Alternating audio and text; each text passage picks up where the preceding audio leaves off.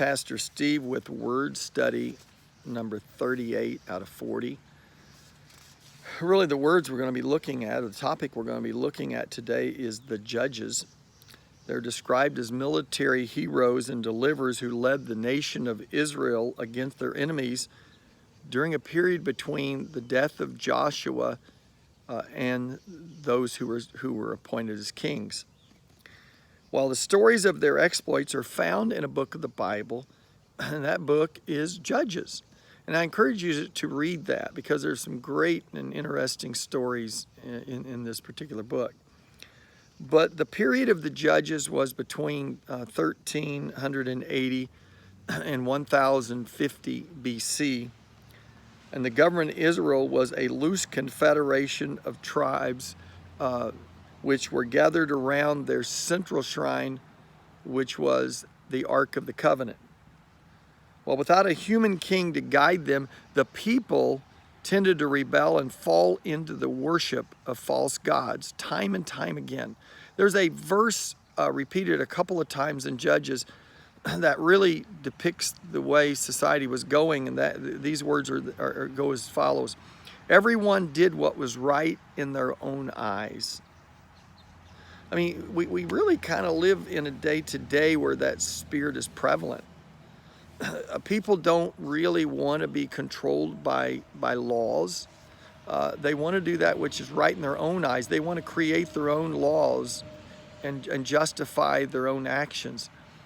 Well, in that time period, they had that as well, that same attitude. And it describes in Judges these chaotic times. And to punish the people, God would send foreign nations and tribes to oppress the Israelites. These judges, or charismatic leaders, would rally the people to defeat their enemy. As God's agents for justice and deliverance, they would act decisively to free their nation from oppression. But the judges themselves were weak, and their work was short-lived. The people would enter another stage of rebellion and idolatry, only to see the cycle of oppression and deliverance repeated over and over again. Well, the judges themselves were a diverse lot. Some received only a brief mention in the book of Judges, but there were some major players here. There were some major stories and which there was a lot said about, and one of those that was Gideon, and found in Judges 6 through 8, needed many encouragements to act upon God's call. But he finally led 300 Israelites to defeat the entire army of the Midianites. And if you know that story, you know, God called him to do it, and he didn't think he was good enough, and finally he decided that it was the right thing to do, and he had thousands and thousands of volunteers to go with him into battle, and God said, no, if you take all of those people with you, you will receive the glory and they'll receive the glory.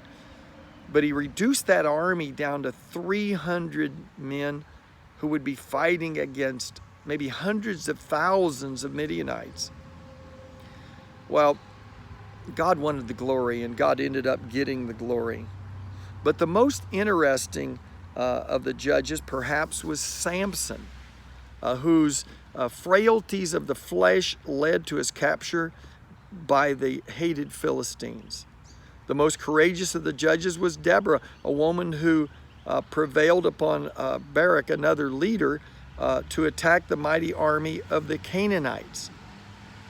Well, the stories of the judges make interesting reading because of their rugged personalities and the nature of the times in which they lived.